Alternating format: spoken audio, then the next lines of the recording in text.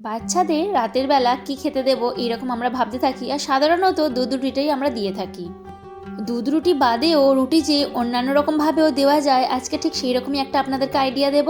এরই সাথে ব্রেকফাস্টে আজকে চিড়ের পায়েস বানাবো, যেটা 7 মাসের বাচ্চা থেকে যে কোনো ধরনের বাচ্চাদের আপনারা খাওয়াতে পারেন। এতে যেমন ওয়েট গেইন হবে, ঠিক তেমনি কিন্তু খুব তাড়াতাড়ি হয়েও যাবে, আর তার সাথে পেটেও অনেকক্ষণ ভার থাকবে। তাহলে চলুন প্রথমেই ব্রেকফাস্ট রেসিপিটা আপনাদের সাথে শেয়ার করা যাক। এখানে আমি নিয়েছি চিড়েটা, আর এখানে যে পাতলা চিড়েটা হয় সেই চিড়েটাই নিয়েছি। চিড়েটা প্রথমে ভালো করে ছাঁকুনিতে একটু ছেঁকে নিলাম, যাতে গুঁড়োগুলো আর থাকলে বা নোংরা কোনো কিছু থাকলে নিজে নেমে যায়। আর এখানে ভালো রকমভাবে ধুয়ে নিচ্ছি, আর এখানে ধোয়ার পরেই আমি কিছুক্ষণের জন্য এটা ভিজিয়ে রাখবো। রেসিপিটা যেহেতু একটু মিষ্টি মিষ্টি খেতে হয়, তো বাচ্চারা কিন্তু খেতে খুবই পছন্দ করে। আপনারা বাচ্চাদেরকে যখনই প্রথম সলিড ফুড শুরু করবেন, তো কীভাবে দেবেন এরকম অনেক সময় ভাবতে থাকেন, তো এইভাবে দিতে পারেন। এই রেসিপিটা কিন্তু আমি ডক্টরের কাছ থেকেই পেয়েছিলাম। চিড়েটা খুব সুন্দর করে ধুয়ে 2 থেকে 3 মিনিটের জন্য ভিজিয়ে রাখলাম। এবারে 2 বা 3টে এইরকম খেজুর দিয়ে এটা বানাবো, তো খেজুরটাই এখন আনতে এলাম। এটা কিন্তু ওয়েট গেইনের সাথে সাথে বেশ একটা পুষ্টিকর খাবার, আর এটা বেশ খেজুর দেবো তার জন্য কিন্তু এটা বেশ একটু মিষ্টি মিষ্টি হয়, যেটা আমার মেয়ে খুবই খেতে পছন্দ করে। তো আমার বড় মেয়েকে দিলে ও একদমই খেতে পারে না, মানে ওই ধরনের খাবার কোনো রকম পছন্দই করে না। এদিকে দুধটা জাল দিয়ে দিলাম, আর দুধটা যেহেতু ফুটে গেছে, এবার এই যে 2টো খেজুর আগে ভালো করে এই গরম দুধেই ভিজিয়ে রাখবো। গরম দুধে কিন্তু খেজুরটা ভিজিয়ে রাখলে খেজুরটা খুব সফট হয়ে যায়। খেজুরের দানাটা যেহেতু ভেতরে আছে, দানা অংশটা আমি মাঝে মধ্যে বের করে দিই, আবার কখনো একটু সামান্য পরিমাণে এইভাবে ছাড়িয়ে দিয়ে দিই, যাতে ভেতর পর্যন্ত একদম সফট হয়ে যেতে পারে। আর ততক্ষণে এটা একটু ভিজতে থাকুক, আর আমি এদিকে চিনিটা বসিয়ে দিই। সকালের দিকে এটা একদম খুব তাড়াতাড়ি যেমন হয়ে যায়, তেমনি পেটটাও অনেকক্ষণ ভরপুর থাকে। এই ব্রেকফাস্টটা বানানোর জন্য এখানে সামান্য পরিমাণে দুধটা নিলাম। দুধটা খুব পরিমাণে নেবার প্রয়োজন নেই, আর একদম লো আঁচে কিন্তু এটা করতে হবে। যেহেতু চিনিটা আগে থেকেই একটু জল দিয়ে ভিজিয়ে রেখেছি, আর এটা এমনিতেই নরম মতন হয়ে গেছে। তবে হ্যাঁ, আপনারা কিন্তু এই দুধে চিনিটা মানে ভিজিয়ে রেখেও খাওয়াতে পারেন, তবে এইভাবে একটু সামান্য ফুটিয়ে নিলে খেতে কিন্তু অনেকটাই টেস্টি হয়। এবার একদম লো আঁচে 2 থেকে 3 মিনিট সামান্য পরিমাণে এইভাবে জাল দিয়ে নেব, এবং এই যে আগে থেকে ভিজিয়ে রেখেছিলাম এটা কিন্তু এতক্ষণে নরম হয়ে গেছে। তো এবারে হাত দিয়ে একটু পেস্ট দিলেই দেখবেন ক্লাতটা পুরো বেরিয়ে যাবে। আগের দিন এক দিদিভাই জিজ্ঞাসা করেছিলেন যে খেজুরটা কত গ্রাম, তো আমাদের যে খেজুরের ডিব্বাটা দেখলেন ওটা 500 গ্রাম। এই দেখুন এটা পুরোপুরি সফট হয়েই গেছে। এবারে আর কি ছাঁকুনি দিয়ে যে খেজুরটা ভিজে রেখেছিলাম ওটা দিয়ে দেব, তাহলেই দেখুন এটা পুরোপুরি মিষ্টি হয়ে যাবে। আর যেহেতু এখন শীতকাল, সামান্য পরিমাণে আমি মাঝে মধ্যেই মধু দিয়ে দিই। তো মধুটা দিয়ে দিলে কি হবে, ডক্টর বলেছেন যে শীতকালটাতে মধু সপ্তাহে 4 থেকে 5 দিন দিতেই পারেন। আর আমার মেয়ে তো খেজুরটা খাবে না এখন আর এমনিতেই, আগে আগে খেজুরটা ওর হাতে দিলে বেশ কিন্তু খেত প্রথম প্রথম আর কি। এবার 2-1 দিন খাবার পর পর সমস্ত কিছুতেই অরুচি, মানে ওই যে 2-1 দিন নতুনত্ব জিনিস পেলে সেটা বেশ খাবে, তারপরে আবার খেতে চায় না। এখন আবার ধরেছে বাটি নিয়ে সে মধুটা যেখানে থাকে সেখান থেকে দেখাবে যে মধুটা ওকে দিতে হবে, এখন মধু খাবে। তো মধুটা যেমনও মাঝে মধ্যে খায়, আবার এই যে চিড়ের পায়েস, কখনো ওটসের সাথে বা কখনো মাখানার সাথে আমি এই মধুটা দিয়ে থাকি। এরপরে এলাম মাঝের ঘরে। তো সকালে আগে ওদের জন্য ব্রেকফাস্ট বানিয়ে দিলাম। বড় মেয়েটা স্কুলে যাবে, তো ভাত বসিয়েছি, ও একেবারে ভাত খেয়ে স্কুলে যাবে, তো ওর জন্য আর ব্রেকফাস্ট বানানো হয়নি, টিফিন বানিয়ে দিয়েছি। সকালের কাজকর্মগুলো আমাকে আর এখন সকালে করলে হয় না, মোটামুটি বেলাই হয়ে যায় অনেকটা কাজকর্ম করতে। আর টেবিলগুলো এদিকে গোছানো হয়নি, ও এখানে বসে আঁকছিল সকালের দিকে, তো আমার আর পড়ানোর টাইমটা হয়ে ওঠে না। তো সকালের দিকে ওকে আঁকতে বললাম, তো একটু আঁকছিল। আর যে পরিমাণে উত্তরে হাওয়া দিচ্ছে, এটা যেহেতু আমাদের উত্তর দিকের জানালা, তো আর খুললাম না। ওই দিকের জানালাটা মোটামুটি বন্ধই থাকে, পূর্ব দিকের বা পশ্চিম দিকে যে জানালাগুলো থাকে আমরা সেগুলোই মোটামুটি খুলি। কালকে সমস্ত জামা কাপড়গুলো এখনও পর্যন্ত ভাঁজ করা হয়নি, মানে ওই যে একবার করে যখনও ভাঁজ করতে আসছি, কখনো ছোটো মেয়েটা চলে আসছে বা কখনো বড় মেয়েটাকে পড়াতে হচ্ছে, এমন হচ্ছিল। তাই ভাবলাম যে থাক, সময় করে যখন ভাঁজ করা হবে করব, আর তা না হলে ওদেরও তো সময়টা দিতে হবে। এখন যেহেতু বড় মেয়েটা এখন আছে, তো ছোটো মেয়েটার সাথে একটু খেলাধুলা করছে, এখন 10-15 মিনিট হাতে সময় আছে, ভাবলাম এখনই ঘর দরটা একটু গুছিয়ে নিই, তা না হলে বড় মেয়েটাকে স্কুলে পাঠিয়ে তারপরে এই কাজকর্মগুলো করি। আর সকালের দিকে এখন ওর বাবাও আছে, তো ওর বাবা একটু মেয়েগুলোকে নিয়ে পাশের ঘরে আছে, আর আমি এখন ঘরের কাজকর্মগুলো একটু করে যতটুকু আগিয়ে নেওয়া যায় আর কি। শীতকালে কখন যে দিন থেকে রাত হচ্ছে, রাত থেকে দিন হচ্ছে বোঝাই যায় না। আগের ব্লগের এক দিদিভাই কমেন্ট করেছিলেন যে তেল মালিশ কিভাবে করি, ও জিভটা কিভাবে পরিষ্কার করি এবং পটি করালে কি আমি ওয়াইপস ইউজ করি নাকি জল ইউজ করি, এই সমস্ত কিছু। তো পটি করলে আমি মোটামুটি এখন এই রাতের দিকে করলে ওয়াইপসটা ইউজ করি, কারণ আমার মেয়ে খুব একটা মানে পাতলা পটি করে না, মেন কথা আর কি। আর দিনের বেলা হলে এমনি গরম জল করেই ধুইয়ে দিই। টাংটা কীভাবে পরিষ্কার করি মানে জিভটা কীভাবে পরিষ্কার করি এবং তেল মালিশ করার জন্য কোন তেল ইউজ করি, কীভাবে করি, সেটা আমি পরবর্তী ব্লগে অবশ্যই আপনাদের সাথে শেয়ার করব। পাশের ঘরে কাঁথাগুলো রেখে এলাম এবং এই ঘরটা এবার আরেকটু পরিষ্কার করে নিই, কারণ এই যে রাতের বেলা মানে সন্ধ্যার পর থেকে এই ঘরেই সাধারণত থাকা হয়। আর বড় মেয়েটাকে এই ঘরে পড়তে বসানো হয়, আর ছোটো মেয়েটা তো দুরন্তপনা করেই চলে।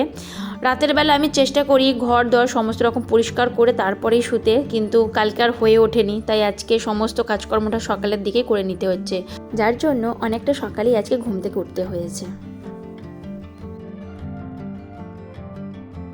আপনাদের সাথে কথা বলতে বলতে বিছানাটা গোছানো হয়ে গেল। আর শীতের যা সমস্ত জামা কাপড় ছিল এদিক ওদিক করে, তো ভাবলাম যে না পেটিটাতে ভালো করে গুছিয়ে রাখি। আর শীতকালে দেখবেন জামা কাপড় যতই সুন্দর করে গোছানো থাকুক না কেন এদিক ওইদিকে, আর ঘর দরে ঠিক এই দিকে একটা ওই দিকে একটা পড়েই থাকে, তো পেটিতেই আমি সাধারণত শীতকালের জামা কাপড়গুলো রাখি। এবারে এখন আপনাদের সাথে শেয়ার করব রাতের বেলা ওকে রুটিটা ঠিক কীভাবে আজকে দেবো। সাধারণত আমরা রাতে রুটির কথা বললেই দুধ দিয়েই দিয়ে থাকি, কিন্তু সবসময় তো বাচ্চারা দুধ দিয়ে রুটি খেতে চায় না। আর আমার মেয়ে এই যে সবজি দিয়ে রুটিটা দিই ও কিন্তু ভীষণভাবে পছন্দ করে। তো কীভাবে মানে করি সেটাই এখন আপনাদের সাথে শেয়ার করছি। অনেক কিছুই ওকে নিত্য নতুনভাবে খাওয়ানোর চেষ্টা করি, কিন্তু আমার সময় হয়ে ওঠে না যে ঠিকভাবে আপনাদের সাথে সেটা শেয়ার করব। আর ওকে খাওয়া দাওয়ার যে ভিডিওগুলো আমি পোস্ট করি সেগুলোতেই দেখি বেশি আমার ভিউ হয়, কিন্তু ওই যে সময় হয়ে ওঠে না। তো এখানে আমি আজকে নিয়েছি গাজর এবং বিনস। গাজর আর বিনসটা এই যে ছোটো ছোটো করে কেটে নিয়েছি। আর আগে থেকে মুসুরির ডালটা ভিজিয়ে রেখেছিলাম, যার জন্য এটা বেশ কিন্তু সফট হয়ে যাবে খুব তাড়াতাড়ি। এখানে আপনারা মুগের ডালও ইউজ করতে পারেন, তবে রাতের দিকে দিলে আমি সাধারণত মুসুর ডালটা দিয়েই দিয়ে থাকি। এবং যেদিন হয়তো কোনো দিন ভাত করতে থাকে না বেলার দিকে, তখন অন্যান্য ডাল দিয়ে এটা করে থাকি। তো এখানে একটা রুটি বানিয়ে নিচ্ছি ওর জন্য। আর এই যে ডাল আর সমস্ত রকম সবজি এখানে সেদ্ধ বসিয়ে দিয়েছি। এখানে কিন্তু আমি সামান্য পরিমাণে লবণ দিয়েছি, আর কিছুই এখানে দেওয়া হয়নি। তো যদি ভাত দিয়ে ওকে মানে কোনো রকম সবজি ডাল এই সমস্ত কিছু দিই তখন কিন্তু হলুদ দিই, কিন্তু যখন এই যে রুটি দিয়ে ওকে সবজির ডালটা বানিয়ে দিই তখন কিন্তু আমি কোনো রকম এখানে হলুদ দিই না, শুধুমাত্র এখানে সামান্য পরিমাণে লবণও দিয়েছি। তো আমি কিন্তু এখানে কোনো রকম তেলও ইউজ করিনি। সামান্য যখন হয়ে যাবে তারপরে একটু বাটার ইউজ করব। আর এই যে রুটিটা ভালো করে নিয়েছি। চুলটা বারবার খুলে যাচ্ছে, তো ভাবলাম না চুলটা আগে বেঁধে নিই, হাতটা ভালো করে ধুয়ে নিই। চুলটা যখনই আমি হাত দিই না কেন, বিশেষ করে মেয়েদের খাবারের জন্য, আমার খাবারের কথা নয় বাদ দেন, কখন কিভাবে খাই তার কোনো ঠিক ঠিকানা থাকে না। এই যে এখানে সিটি দেওয়া হয়ে গেছে আর একদম ভালো করে সেদ্ধও হয়ে গেছে। তো আর একটু মনে হলো যে গাজরগুলো সেদ্ধ হবে, সেই জন্য আবারও লো আঁচে একটু বসিয়ে রাখলাম। মোটামুটি আমি 2টো সিটি দিয়েছিলাম। আর এই দিকে একটু রুটিটা বানিয়ে নিচ্ছি। সবথেকে যেটা বেশি মনে হয় যে রাতের দিকে কোন খাবারটা দেব, মানে রোজ তো রুটিই দিই, তো রুটিটা তো প্রতিদিন দুধ দিয়েই দিয়ে থাকি। তো আপনারা এইভাবে একদিন সবজি দিয়ে দেখবেন, খেতে কিন্তু বেশ টেস্টি হয়। আর আমার মেয়ে যখন মাঝে মধ্যে এই যে দুধ রুটি খেতে চায় না, তখন মাঝে মধ্যেই সবজি দিয়ে রুটিটা করি। এবার দেখুন সবজি দিয়ে রুটিটা করলে করাই যায়, আমাদের একরকম তরকারি রুটি হবে, বড় মেয়েটাকে পড়াবো, আবারও ছোটো মেয়েটার জন্য এইভাবে আলাদা করে সবজি দিয়ে রুটি করব। তো সেই জন্য আমরা যেটা করি আর কি, দুধ দিয়ে রুটিটাই খাইয়ে থাকি। কিন্তু মাঝে মধ্যে যখন খেতে চায় না, ওরও তো একটা জীবের স্বাদ আছে না, তো সেই জন্য আর কি তখন আমি চেঞ্জ করে এইভাবে মাঝে মধ্যে দিয়ে থাকি।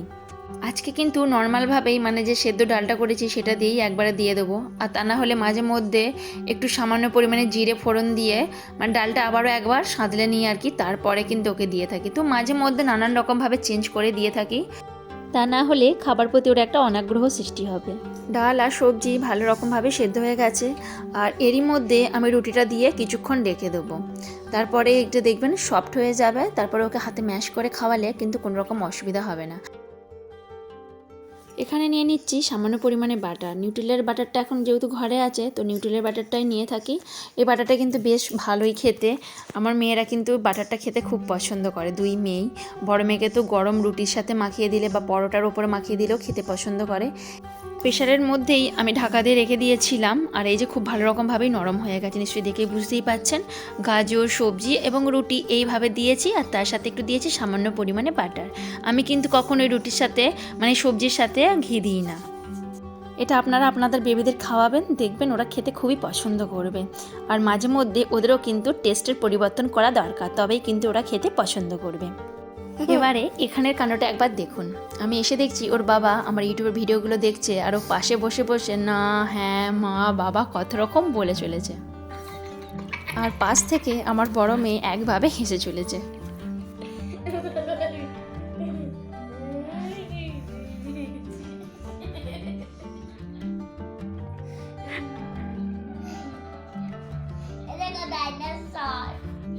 এই হলো আমার সারা দিনের রুটিন।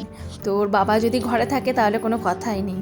তোর কিছু বইয়ের মলাট দিতে বাকি ছিল, সাধারণত বাবাই বাড়িতে যখন থাকে মলাটগুলো দিয়ে দেয়। দু একটা এখনও পর্যন্ত বাকি রয়ে গিয়েছিল। আর এই যে ওর বাবা মলাট দিতে বসেছে, আর ছোটো মেয়ের কাণ্ড দেখুন। বাবা থাকা মানেই বাবার কোলে উঠে বসে থাকা, নাহলে বাবাকে জ্বালাতন করা, মানে বাবা থাকলে আমাকে আর চেনে না। তাহলে আজকের ভিডিও এই পর্যন্তই রাখলাম। আশা তো রাখছি এই ভিডিওর কোনো না কোনো অংশ আপনাদের ভালোই লেগেছে। যদি ভালো লেগে থাকে তাহলে অবশ্যই একটা লাইক একটা কমেন্ট করতে ভুলবেন না। আপনাদের করা একটা লাইক একটা কমেন্ট আমাকে পরবর্তী ভিডিও বানাতে মোটিভেট করে। আর আমার যদি কোনো ভুল ত্রুটি হয়ে থাকে সেটাও কমেন্ট সেকশানে রেখে যেতে ভুলবেন না। তাহলে আবারও দেখা হচ্ছে নেক্সট কোনো একটি ভিডিওতে। ততক্ষণের জন্য আপনারাও সকলকে নিয়ে ভালো থাকুন, আর আমরাও সকলকে নিয়ে ভালো থাকার চেষ্টা করব। শেষ পর্যন্ত আমার সাথে থাকার জন্য জানাই অসংখ্য ধন্যবাদ।